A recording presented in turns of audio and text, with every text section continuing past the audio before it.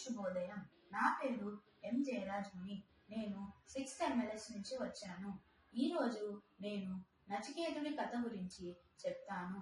అనగనగా ఉద్దాలకుడు అనే ఒక మహర్షి ఉండేవాడు. స్వర్గాన్ని పొందడానికి విశ్వజిత యాగం చేశాడు. ఆ యాగం ప్రకారం సర్వస్వ దానం చేయాలి. అయితే ఉద్దాలకుడు తనకు పనికిరాని గోవులను దానం చేస్తాడు. నచికేతుడు తన ఉద్దాలకుడు కొడుకు. అదంతా గమనించిన నచికేతుడికి చాలా బాధ వేస్తుంది. తరువాత నచికేతుడు ఉద్దాలకుడితో అంటాడు, నాన్న, నన్ను ఎవరికి దానం చేస్తావు అని అంటాడు. ఉద్దాలకుడు ఏమీ మాట్లాడడు. పదే పదే ఆ ప్రశ్ననే నచికేతుడు ఉద్దాలకుడితో అనటం వలన ఉద్దాలకుడికి చాలా కోపం వస్తుంది. ఉద్దాలకుడు అంటాడు, నేను నిన్ను యముడికి దానం చేస్తాను అని చెప్తాడు. తండ్రి ఆదేశం పాటించాలి అని నిర్ణయించుకున్న నచికేతుడు యమలోకానికి బయలుదేరుతాడు.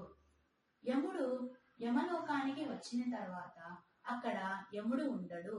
3 రోజులతో పాటు నచికేతుడు ఉపవాసం పాటిస్తాడు. తన భక్తికి ప్రసన్నుడైన యముడు తనకు 3 వరాలు ప్రసాదిస్తాడు. నచికేతుడు మొదటి వరం ఏమని కోరుతాడంటే తన తండ్రి కోపం శాంతించాలని కోరుతాడు.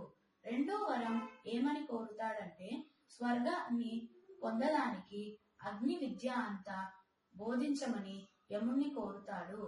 ఆ విద్యనంతా యముడు బోధిస్తాడు. మూడవ కోరిక ఏమని అడుగుతాడంటే మరణం తర్వాత ఆత్మ ఉంటుందా ఉండదా అని ఒక గొప్ప రహస్యం అడుగుతాడు.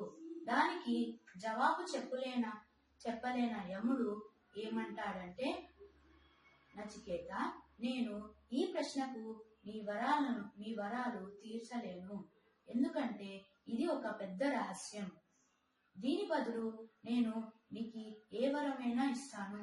కావాలంటే ఈ రాజ్యాలన్నీ ఇస్తాను, చాలా ధనాన్ని ఇస్తాను, ఇంకా చాలా మంది అప్సరసలను ఇస్తాను అని చెప్తాడు.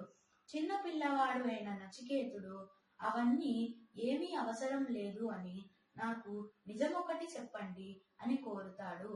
యముడు నచికేతుడి పట్టుదలను చూసి నిజం చెప్తాడు. ఆత్మ శాశ్వతమైనది, శరీరం ఒకటే నశించిపోతుంది అని చెప్తాడు. ఇది విన్న నచికేతుడికి జ్ఞానోదయం కలుగుతుంది. మనం దీని నుంచి తెలుసుకోవాల్సింది ఏంటిది అంటే మనం ఎప్పుడు మన పట్టుదలను వదలకూడదు. ధన్యవాదాలు.